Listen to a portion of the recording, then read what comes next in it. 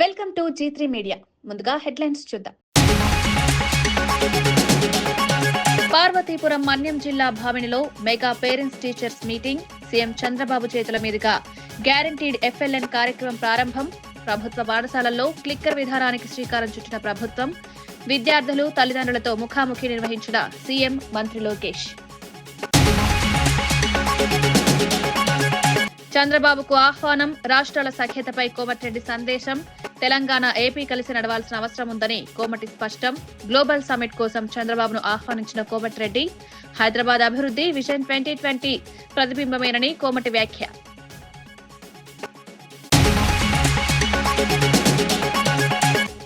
Parakamani case విచారణలో పాక్షికత స్పష్టమని Bhumana fire.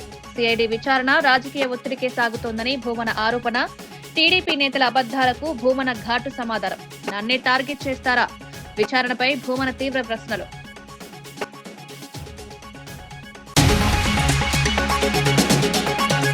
Congress విజయోత్సవాలు ప్రజలకి అవమానమన్న ఏలేటి. 2 ఏళ్ల పాలన విఫలం.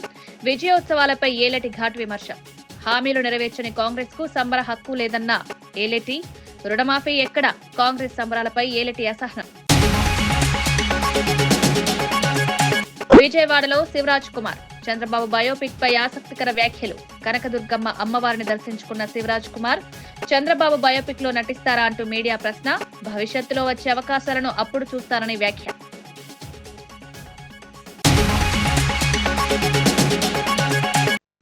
రాష్ట్ర భవిష్యత్తు పూర్తిగా పిల్లల ప్రతిభ, విద్యా నాణ్యతపై ఆధారపడి ఉంటుందని ముఖ్యమంత్రి చంద్రబాబు స్పష్టం చేశారు. తాజాగా ఒక పాఠశాల కార్యక్రమంలో పాల్గొన్న ఆయన విద్యార్థుల జ్ఞానం, అవగాహన, టెక్నాలజీపై పట్టును పరిశీలించి ఆశ్చర్యం వ్యక్తం చేశారు. పిల్లల ప్రతిభను సరిగా దారితీస్తే ప్రపంచ స్థాయిలో తమ సామర్థ్యాన్ని నిరూపించగలరన్నారు. రాష్ట్రంలో విద్యా వ్యవస్థను పూర్తిగా ఆధునీకరించేందుకు ప్రభుత్వం ఇప్పటికే పలు చర్యలు చేపట్టిందని, డిజిటల్ లెర్నింగ్, ఆధునిక తరగతులు, నాణ్యమైన బోధన వంటి అంశాలపై ప్రత్యేక దృష్టి సారిస్తున్నామన్నారు.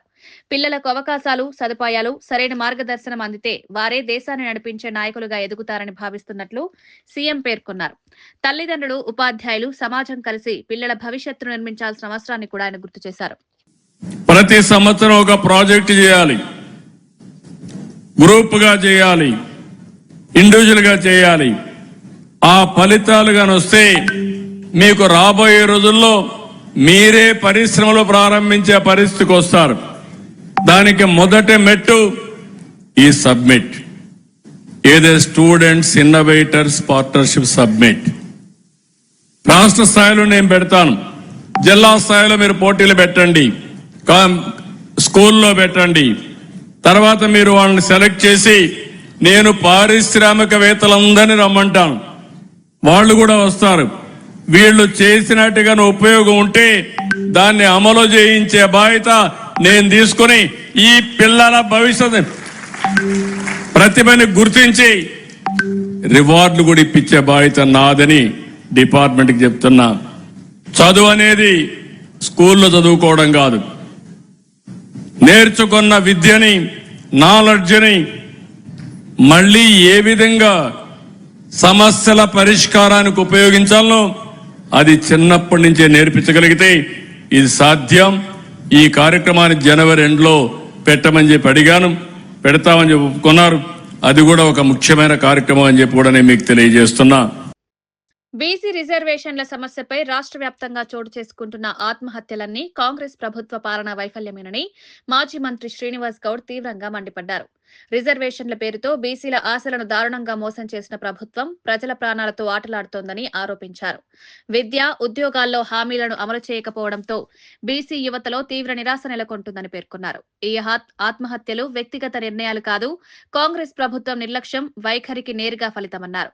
రాష్ట్రంలోని అన్ని బీసీ సంఘాలు, మేధావులు, సామాజిక సంస్థలు ఏకమై ప్రభుత్వాన్ని ప్రశ్నించే సమయం వచ్చిందని హెచ్చరించారు. ప్రజా ఒత్తిడి పెరగకపోతే రిజర్వేషన్ల సమస్యను పరిష్కరించే ఉద్దేశం ప్రభుత్వానికి లేదని స్పష్టం చేశారు. బీసీల హక్కుల కోసం ఆయన తాను ఎక్కడైనా ఎప్పుడైనా పోరాడేందుకు సిద్ధమన్నారు.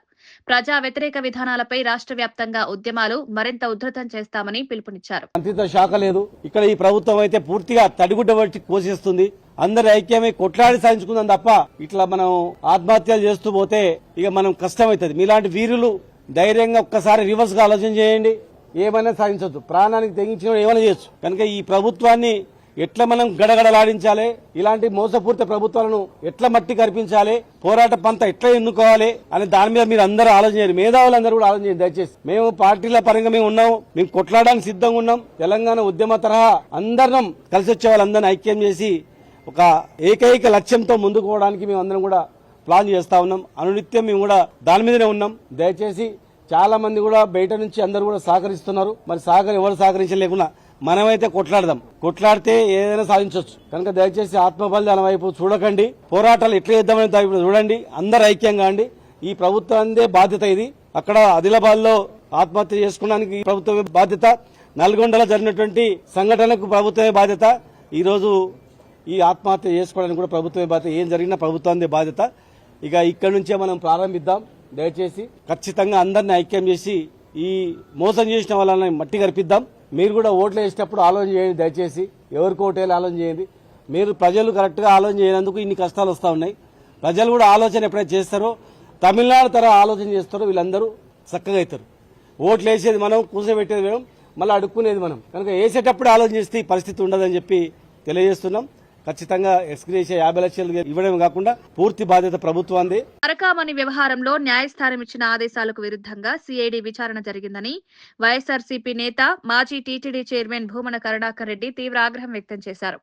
న్యాయస్థానాలపై, న్యాయమూర్తులపై తనకెప్పుడు గౌరవమే ఉన్నప్పటికీ విచారణలో స్పష్టమైన పాక్షికత కనిపిస్తుందన్నారు. టీడీపీ నేతలు బీఆర్ నాయుడు, పట్టాభి, వర్లరామయ్య ఆధారాలు లేకుండా అవాస్తవాలు పర్యావసనాల్లా మాట్లాడుతున్నారని తీవ్రంగా మండిపడ్డారు. టీటీడీ బోర్డులో ఉన్న ఇతర సభ్యులను విచారణకు పిలవకుండా కేవలం రాజకీయ ఒత్తిడి కారణంగా తనను మాత్రమే లక్ష్యంగా చేసుకున్నారని ఆరోపించారు. విచారణ మొత్తం రికార్డు చేసినప్పటికీ తమ సంతకాలు తీసుకోకపోవడం తీవ్రమైన అనుమానం కలిగిస్తోందన్నారు. సిఐడి అధికారులు ప్రభుత్వ ఒత్తిడికి తలొగ్గి పనిచేస్తున్నారని, చంద్రబాబుకు న్యాయస్థానాలపై గౌరవం లేదని ధ్వజమెత్తారు. తమను నిందితులుగా చూపించేందుకు కుట్ర జరుగుతోందని భూమన ఆరోపించారు.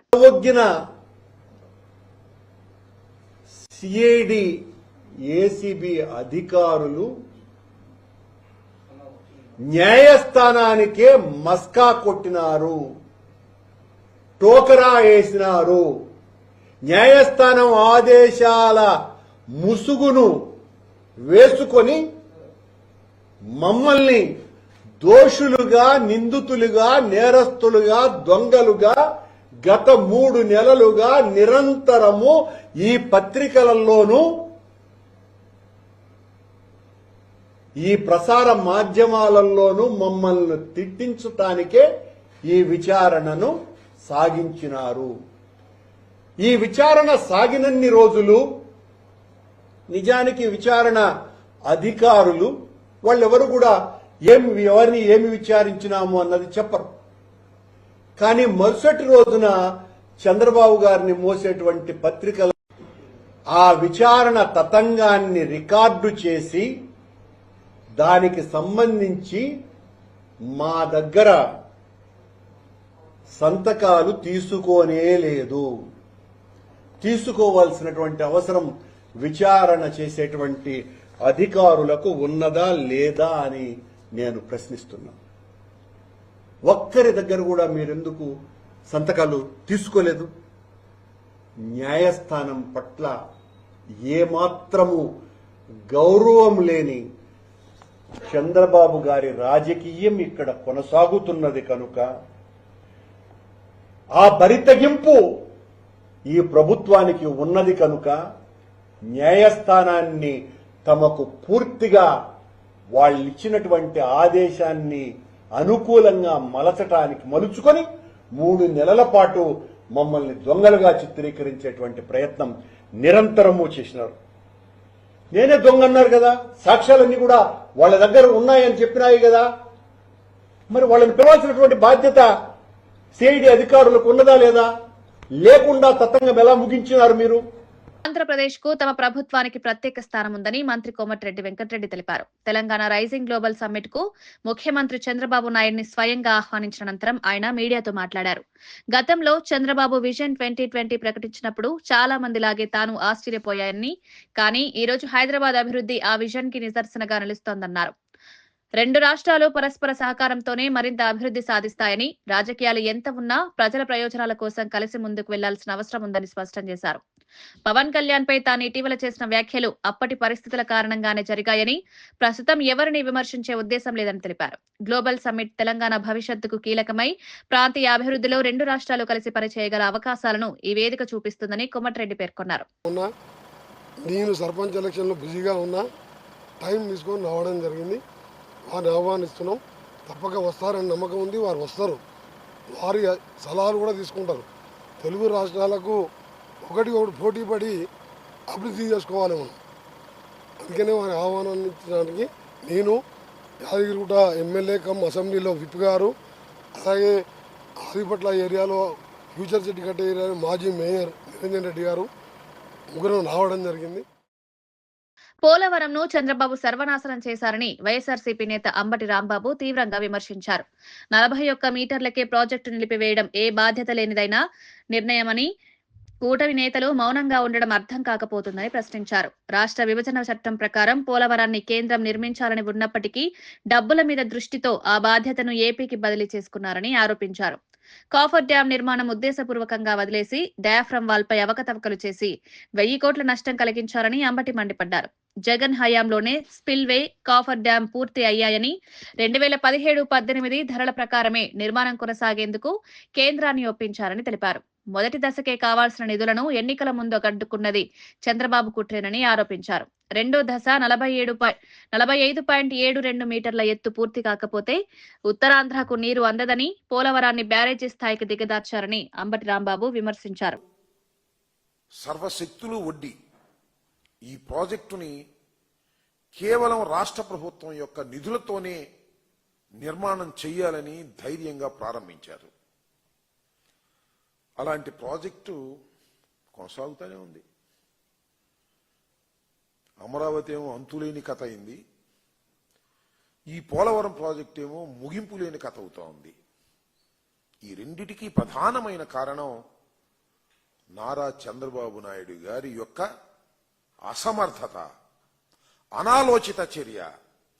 కేవలం డబ్బు సంపాదించుకోవటమే ప్రధాన ధ్యేయంగా పెట్టుకొని పోలవరం ప్రాజెక్టును కూడా సర్వనాశనం చేసే కార్యక్రమాలు చేశారు. సరే, 2004 పూర్వం చేసినటువంటి అవినీతులు, అక్రమాలు అవి పక్కన పెడితే 2014-19లో అధికారంలోకి వచ్చిన తర్వాత చంద్రబాబు నాయుడు గారు ఈ ప్రాజెక్టుని ఒక ఏటీఎం లాగా వాడుకున్నారు. డబ్బులు సంపాదించడానికి ఉపయోగపడేటటువంటి ప్రాజెక్టు, తెలుగుదేశానికి ఉపయోగపడేటటువంటి ప్రాజెక్టుగానే పెట్టారు తప్ప తెలుగు ప్రజలకు జీవనాడిగా ఉండేటటువంటి ప్రాజెక్టుగా దీన్ని తీర్చిదిద్దటంలో ఉద్దేశపూర్వకంగా విఫలమయ్యారు. ఎందుకు ఉద్దేశపూర్వకంగా విఫలమయ్యారని చెప్తున్నానంటే, సరే రాజశేఖర రెడ్డి గారు దీన్ని రాష్ట్రం యొక్క నిధులతోనే పూర్తి చేయాలని భావించిన తరువాత రాష్ట్రం విడిపోవలసిన అనివార్యమైన పరిస్థితి వచ్చినప్పుడు కేంద్ర ప్రభుత్వం ఈ ప్రాజెక్టుని మేమే కడతాం, ప్రతి పైసా కూడా మాదే, మేము పూర్తి చేసి రాష్ట్రానికి ఇస్తాం, ఎందుకంటే హైదరాబాద్ లాంటి ఒక మహాపట్టణాన్ని మీరు కోల్పోతున్నారు కాబట్టి, ఆదాయం తగ్గుతుంది కాబట్టి, మీకు నష్టం జరుగుతుంది కాబట్టి అని భావించి మొత్తాన్ని మేమే కడతామన్నారు. అన్ని టోటల్గా కడతామని చెప్పి విభజన చట్టంలో పెట్టారు. దురదృష్టవశాత్తు నారా చంద్రబాబు నాయుడు గారు ముఖ్యమంత్రి అయ్యారు. విభజన తర్వాత ఆంధ్రప్రదేశ్కి కేంద్ర ప్రభుత్వం కట్టవలసినటువంటి ప్రాజెక్టుని నేనే కడతానన్నాడు. ఒప్పించాడు, వారిని బతిమలాడాడు, బామాలాడు. ఎందుకు కట్టవలసి వచ్చింది? కేంద్ర ప్రభుత్వం కట్టవలసినటువంటి ప్రాజెక్టులు రాష్ట్ర ప్రభుత్వంతోనే వారు నిధులు ఇస్తారు, ఈయన కడతాడు. వాళ్ళు నిధులు ఇస్తారు, ఈయన బిల్లులు చేసుకుంటాడు. ఆయన నిధులు ఇస్తాడు, ఈయన కాంట్రాక్టులు పెట్టుకుంటాడు. కేవలం డబ్బులు సంపాదించాలి అనేటువంటి ఉద్దేశంతో, ఏటీఎంగా పోలవరం ప్రాజెక్టును ఉపయోగించుకోవాలనే ఉద్దేశంతో మాత్రమే నారా చంద్రబాబు నాయుడు గారు కేంద్ర ప్రభుత్వం కట్టవలసినటువంటి ప్రాజెక్టును రాష్ట్ర ప్రభుత్వానికి బదలాయించుకున్నాడు. అక్కడి నుంచి ఎన్ని ఘోరమైన తప్పిదాలు చేశాడో నేను మీకు ప్రత్యేకంగా చెప్పవలసిన అవసరం లేదు. నిర్మాణం చేసేటప్పుడు క్రమాన్ని ప్రకారం, ప్రోటోకాల్ ప్రకారం నిర్మాణం చేయలేదు. అనేక సందర్భాల్లో చెప్పాం, ఇవాళ కూడా చెప్తున్నాను. ఇవాళ ఎందుకు చెప్తున్నా అంటే, పార్లమెంట్లో ఒక ప్రశ్నకు సమాధానంగా మరి కేంద్ర జలశక్తి శాఖ మంత్రి గారు కొన్ని వివరణ ఇచ్చాడు. దాన్ని ప్రస్తావన చేయటం కోసమే నేను ప్రధానంగా ముందు కొంత ఉపోద్ఘాతాన్ని చెప్తున్నాను. చంద్రబాబు నాయుడు గారు ఏది సక్రమంగా చేయలే. కాఫర్ డ్యాము నిర్మాణం చేయవలసింది, కాఫర్ డ్యాములు రెండూ నిర్మాణం చేసి డయాఫ్రమ్ వాల్ కట్టవలసినటువంటి ప్రోటోకాల్ ఉంటే డయాఫ్రమ్ వాల్ కట్టేశాడు. స్పిల్వే కట్టలేదు, స్పిల్ ఛానల్ పూర్తి చేయలేదు, అప్రోచ్ ఛానల్ పూర్తి చేయలేదు, నది డైవర్షన్ పూర్తి చేయలేదు. చివరికి 1000 కోట్లతో సుమారుగా 1000 కోట్లతో నిర్మించినటువంటి డయాఫ్రమ్ వాల్ కొట్టుకుపోయింది. ఎక్కడ జరగదు ప్రపంచంలో. ఇది మన పోలవరంలో జరిగింది, మన చంద్రబాబు నాయుడు గారి వల్లే జరిగింది. అదేమంటే మా మీద రుద్దేటటువంటి ప్రయత్నం చేస్తాడు. అనేక సందర్భాల్లో చెప్పా బహిరంగ చర్చకు సిద్ధము అని, కానీ సమాధానం చెప్పరు. బుకాయించే కార్యక్రమం, ఎల్లో మీడియా ఉంది కదా అని పుంఖాలుగా బుకాయించే కార్యక్రమాలు మా మీద, నా మీద, జగన్మోహన్ రెడ్డి గారి మీద విచ్చలవిడిగా తప్పుడు ప్రచారం చేసేటటువంటి కార్యక్రమాలు చేస్తారు. కేవలం డయాఫ్రమ్ వాల్ కొట్టుకుపోవడానికి కారణం నారా చంద్రబాబు నాయుడు గారు చేశాడు. భవానీపురంలో జరిగిన కూల్చివేత ఘటనపై విజయవాడ వెస్ట్ వైఎస్ఆర్సీపీ ఇన్ఛార్జ్ వెల్లంపల్లి శ్రీనివాస్ తీవ్ర ఆగ్రహం వ్యక్తం చేశారు. చిన్న పిల్లలు, పెద్దలతో ఉన్న ఇళ్లలోని కుటుంబాలను భయపెట్టి బయటకు తరిమేయడం అమానుషమన్నారు. కోర్టు డిసెంబర్ 31 వరకు ఇచ్చిన గడువును నిర్లక్ష్యంగా పక్కన పెట్టి కూటమి ప్రభుత్వ అధికార మదంతో వ్యవహరించిందని ఆరోపించారు. పోలీసులు, రౌడీలు, బ్లేడ్ బ్యాచ్ కలిసి కర్కోటకంలా ఫ్లాట్ కూలగొట్టడం రాష్ట్రంలో ఎప్పుడూ చూడని దారుణమని విమర్శించారు. ప్రజల ఆస్తులను రక్షించాల్సిన ప్రభుత్వం స్వయంగా విధ్వంసానికి పాల్పడడం ప్రజాస్వామ్యానికి మచ్చ అని పేర్కొన్నారు. బాధిత కుటుంబాలు రాత్రికి రాత్రి రోడ్డుపైకొచ్చి తీవ్ర ఆందోళనలు ఉన్నాయని తెలిపారు. బాధితులపై కఠిన చర్యలు తీసుకునే వరకు పోరాడతామని, ప్రజా హక్కుల కోసం వైఎస్ఆర్సీపీ పూర్తిగా ప్రజలతో నిలుస్తుందని వెల్లంపల్లి స్పష్టం చేశారు. నవంబర్ 4నే డిసెంబర్ 31 వరకు కూడా వాళ్ళకి వ్యవధి ఇచ్చారు సుప్రీంకోర్టు నుంచి.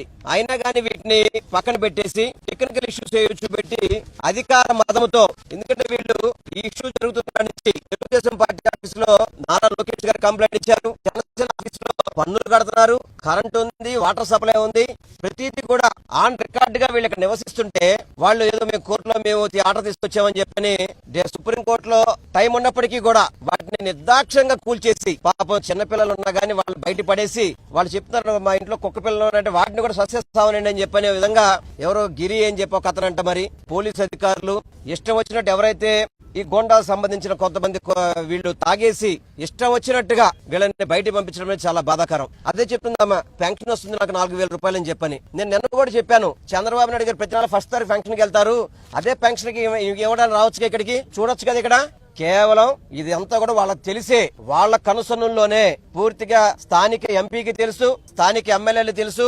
ప్రజాప్రతినిధి అండతోనే ఈ కార్యక్రమం చేపట్టారు. ఇది కూల్చేసిన తర్వాత ఎవరైతే లేడీస్ ని ఇబ్బంది పెట్టి జుట్టు పట్టుకొని లాక్ రావడం కానివ్వండి, చేతులు పట్టుకొని లాక్ రావడం కానివ్వండి, వాళ్ళ పేర్లతో కంప్లైంట్ పెడితే ఇప్పటి వరకు కూడా ఎందుకు కంప్లైంట్ ఫైల్ చేయట్లేదు వాళ్ళ మీద? మీరు వీళ్ళు ఇచ్చిన కంప్లైంట్స్ ఎందుకు ఫైల్ చేయట్లేదు? ఎందుకు మీరు వన్ సైడ్ గా మీరు నటిస్తున్నారు? వన్ సైడ్ గా ఎందుకు చేస్తున్నారు?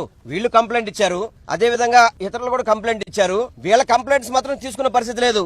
ఏదైతే ఈ రాజకీయ పార్టీ నాయకులు, ఎవరైతే అధికార పార్టీ నాయకులు అండ ఉందో, ఎవరైతే దగ్గరుండి బలవంతంగా కూల్పించారో వాళ్ళు పెట్టిన కంప్లైంట్ మాత్రం మీరు తీసుకుంటున్నారు. ఎంతవరకు న్యాయం అండి? అంటే వీళ్ళందరూ ఆడవాళ్ళు కాదా? వీళ్ళందరూ ఆడవాళ్ళు కాదా అంటున్నా. వాళ్ళని మగవాళ్ళు చేతులు పట్టి లాగేయచ్చా బయటికి? బూతులు తిట్టచ్చా? ఇష్టం వచ్చినట్టు మాట్లాడచ్చా? అది కూడా పోలీసులు అడ్డం పెట్టుకొని, పోలీసులు పక్కనే పెట్టుకొని ఈ విధంగా అరాచకాలు చేస్తుంటే అసలు ఎక్కడ జరుగుతుంది పరిపాలన? మీరు చెప్తే 3 లక్షల ఇల్లు గృహప్రవేశం చేశాం, 4 లక్షల ఇల్లు గృహప్రవేశం చేశాం మీరు చెప్తున్నారు. అవన్నీ కూడా జగన్మోహన్ రెడ్డి గారు కట్టిన ఇప్పుడు మీరు గృహప్రవేశం చేస్తున్నారు. మీరు మీ జన్మలో ఒక ఇల్లు ఎప్పుడు కట్టించారా?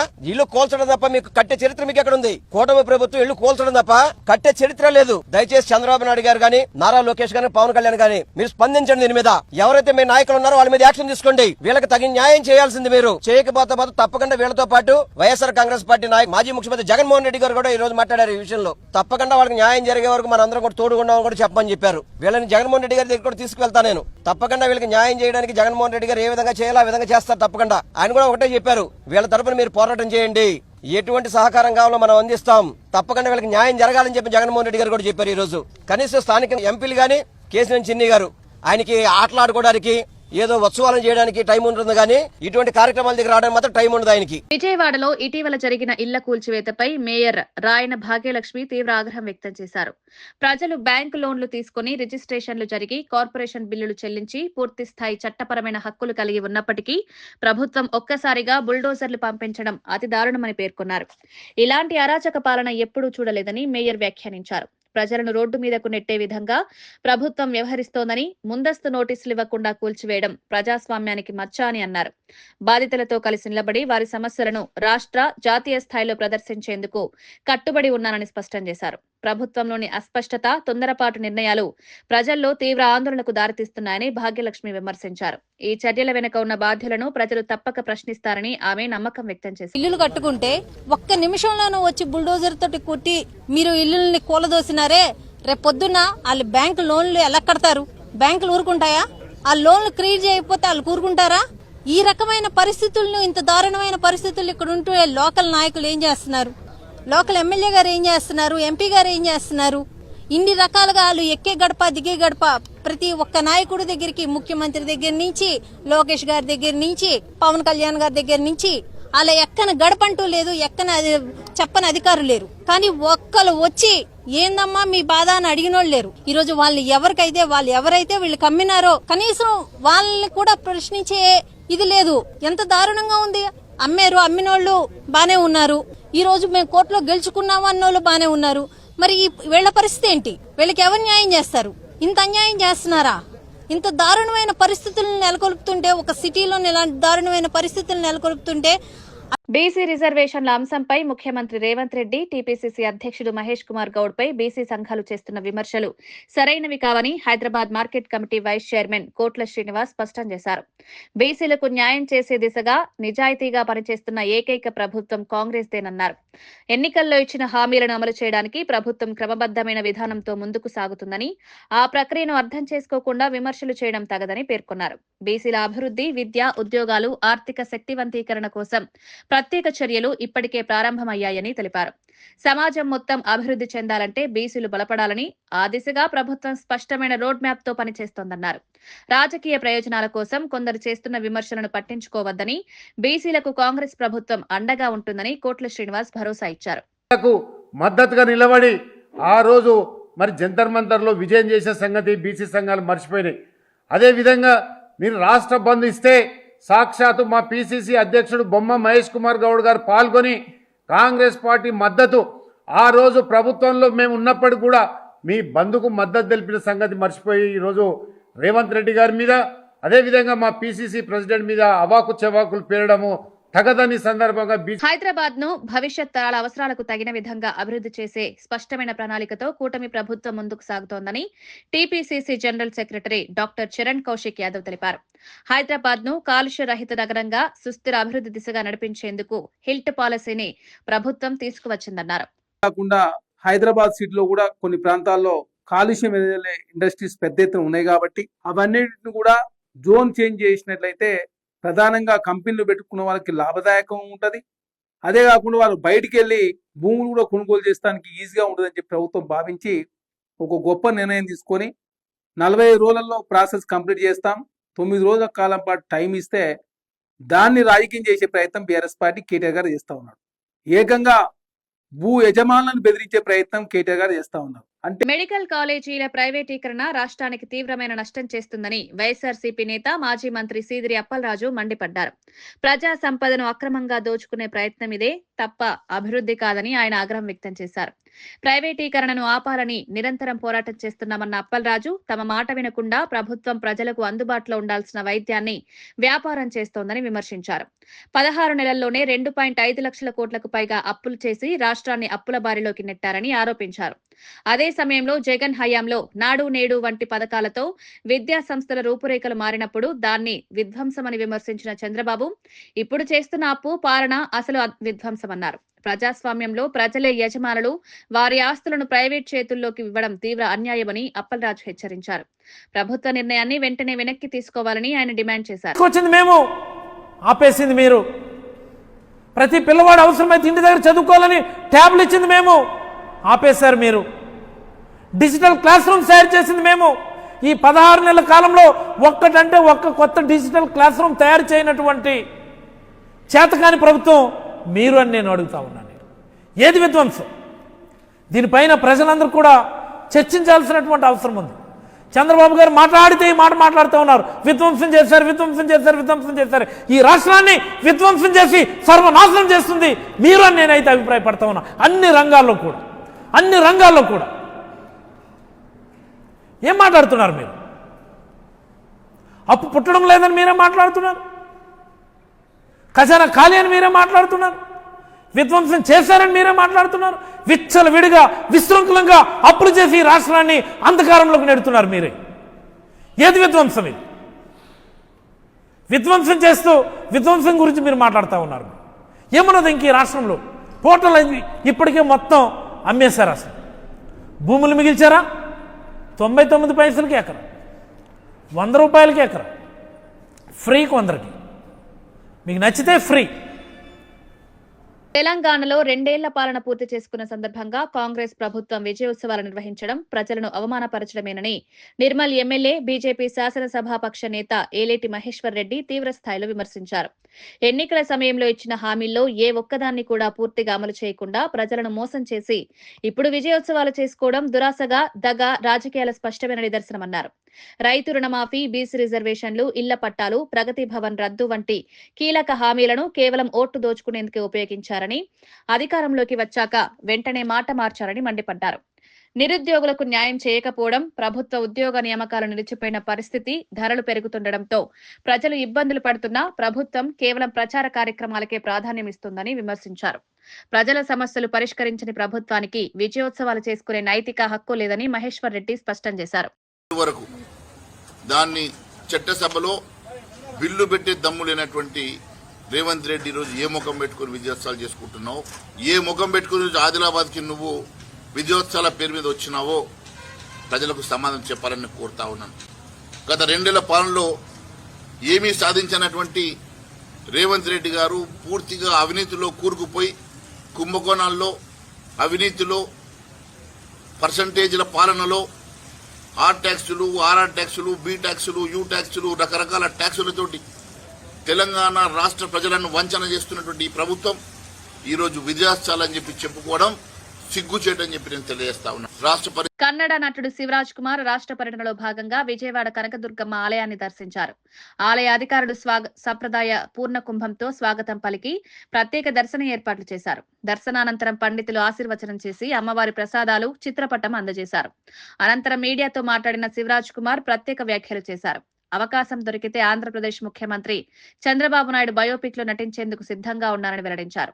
అలాంటి శక్తివంతమైన పాత్రను పోషించడం గౌరవంగా భావిస్తానన్నారు. ప్రస్తుతం విప్లవ నేత గుమ్మడి నర్సయ్య బయోపిక్ లో కీలక పాత్రలో నటిస్తున్నట్లు తెలిపారు. రామ్ చరణ్ నటిస్తున్న పెద్ది చిత్రంలో కూడా తాను మంచి పాత్రలో కనిపించనున్నానని వెల్లడించారు.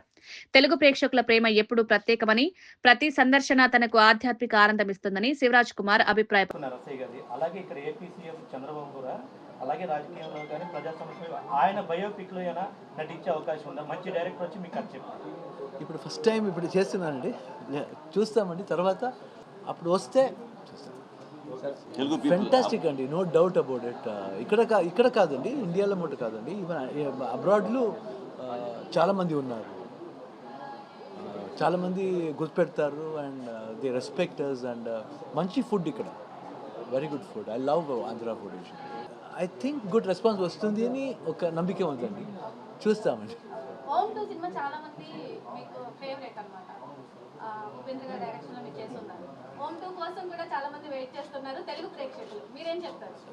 ఉపేంద్ర అలాగే ఉపేంద్ర చెప్పానండి, ఉపేంద్ర ప్లీజ్ స్టోరీ చేయండి ఓం 2ని, వస్తుంది ఓం 2.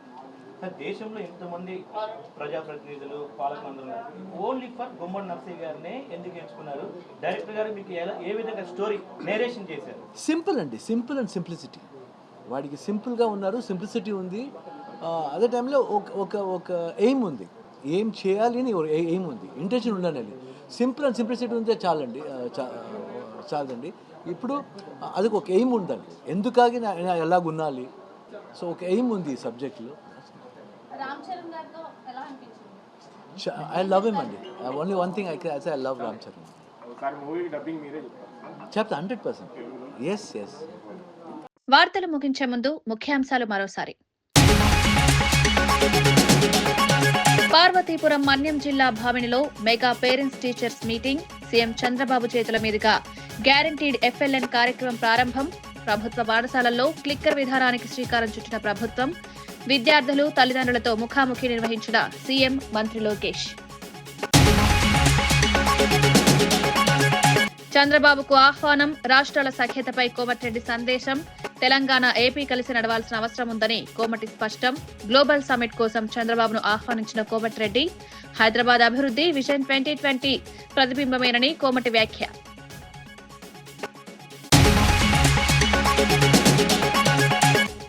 పరకామణి కేసు విచారణలో పాక్షికత స్పష్టమని భూమన ఫైర్. సిఐడి విచారణ రాజకీయ ఒత్తిడికే సాగుతోందని భూమన ఆరోపణ. టీడీపీ నేతల అబద్దాలకు భూమన ఘాటు సమాధానం. నన్నే టార్గెట్ చేస్తారా? విచారణపై భూమన తీవ్ర ప్రశ్నలు.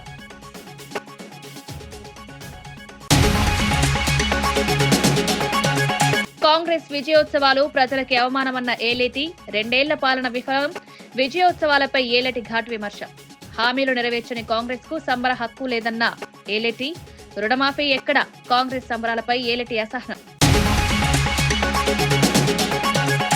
విజయవాడలో శివరాజ్ కుమార్. చంద్రబాబు బయోపిక్ పై ఆసక్తికర వ్యాఖ్యలు. కనకదుర్గమ్మ అమ్మవారిని దర్శించుకున్న శివరాజ్ కుమార్. చంద్రబాబు బయోపిక్ లో నటిస్తారా అంటూ మీడియా ప్రశ్న. భవిష్యత్తులో వచ్చే అవకాశాలను అప్పుడు చూస్తానని వ్యాఖ్య.